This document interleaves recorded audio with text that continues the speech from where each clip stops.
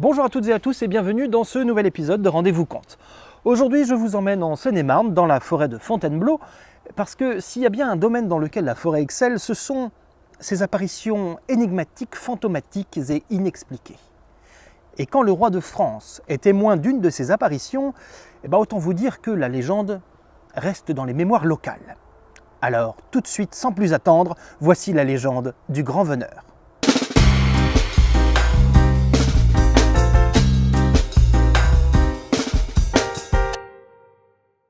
Tout d'abord, qu'est-ce qu'un veneur? Le professeur Rollin a toujours quelque chose à dire. Alors le veneur, ça vient du latin venator, qui veut dire chasseur. Le grand veneur, c'est un poste qui a été créé en 1413 par le roi de France Charles VI, en même temps que celui de grand fauconnier. Le grand veneur, il est alors responsable d'une meute de 100 chiens à peu près, pour la chasse à courre, principalement la chasse aux cerfs. Merci, professeur Rollin. Si on se concentre sur les textes rédigés quand les contemporains des apparitions étaient en vie, c'est-à-dire au XVIe et XVIIe siècle, on a principalement 3 écrits qui se démarquent. Alors le premier, c'est une lettre de Jacques Bongard qui a été écrite le 25 octobre 1598, 47 jours après l'apparition. Le 8 septembre 1598, Henri IV, de retour de la chasse, repartait vers Fontainebleau. À 10h du soir, il entendit soudain se manifester un chasseur plutôt bruyant. À ce qu'il paraît, ce dernier appelait même ses chiens par leur nom. Tous les suivants du roi furent effrayés, surtout parce que personne n'osait chasser sur les terres de sa majesté sans sa permission. Une fois au château, le roi convoqua les vieux habitants du coin et leur demanda des explications. On lui rapporta alors qu'en forêt, au milieu de la nuit, apparaissait quelquefois un chasseur à cheval avec 7 ou 8 chiens. Il parcourait les bois comme lancé à la chasse, sans jamais faire de mal à personne. D'autres ajoutèrent que ce personnage serait un chasseur ou un braconnier tué en ce même endroit sous le règne de François Ier, et que c'est lui qui se montre de la sorte en faisant tout ce vacarme. Plutôt minimaliste, aucun témoin d'une apparition, pas d'éléments surnaturels, mais la possibilité envisagée par les gens du coin que le chasseur entendu serait le fantôme d'un chasseur mort sous la Renaissance. Certains auteurs ont émis l'hypothèse que ce chasseur soit Sir Enguerrand de Ménecy, tué le jour de la Saint-Hubert dans la forêt de Fontainebleau au XIVe siècle, et que son ombre vient chaque année accompagné de ses meutes visiter les endroits les plus ténébreux de la forêt. En fin d'année 1598, c'est Pierre de l'Estoile qui apporte quelques précisions sur l'apparition, en indiquant que le roi était en compagnie du comte de Soissons et surtout que le chasseur s'appelait le Grand Veneur. Rien de vraiment nouveau donc, hormis que l'on sait maintenant comment se nomme l'apparition. L'année suivante, en 1599, c'est au tour de Pierre-Victor Palma-Caillet de donner sa version. D'abord, il explique que de tout temps, les bûcherons et les paysans du coin ont l'habitude de voir ce spectre chasser dans la forêt, et qu'il ne semble avoir fait de mal à personne. Au sujet de sa rencontre avec le roi, il dit ceci: « Le roi chassait donc en forêt de Fontainebleau avec plusieurs seigneurs.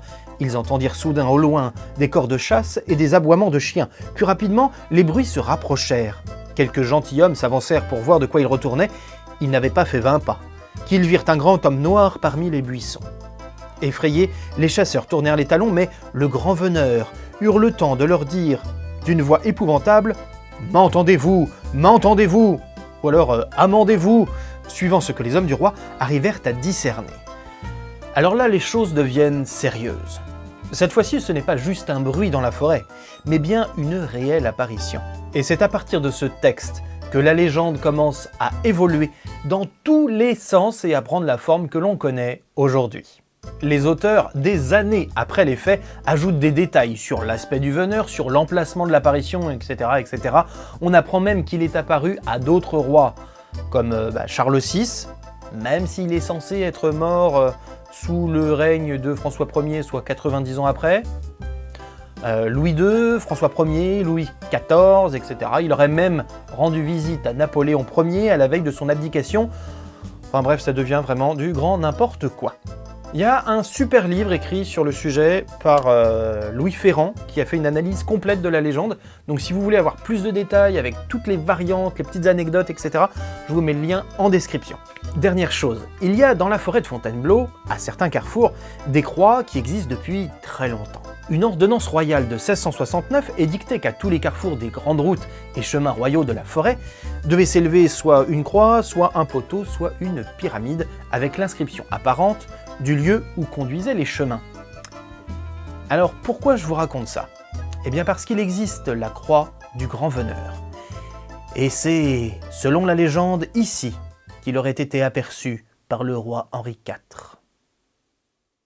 Finalement, on ignore beaucoup de choses sur le Grand Veneur Noir, mais paradoxalement, beaucoup de choses ont été racontées à son propos. Sa dernière apparition remonte d'ailleurs à 1899. Il aurait été aperçu par une touriste anglaise dans la forêt qui se retrouva nez à nez avec le géant. Elle perçut nettement les aboiements de chiens, les sonneries des trompes, les bruits des sabots des chevaux, mais tout ça demeura invisible à ses yeux. Merci à toutes et à tous d'avoir suivi cet épisode, j'espère qu'il vous a plu. Si c'est le cas, n'hésitez pas à mettre un pouce bleu, à surtout partager la vidéo. Et moi je vous dis à très bientôt pour un nouvel épisode de Rendez-vous Conte.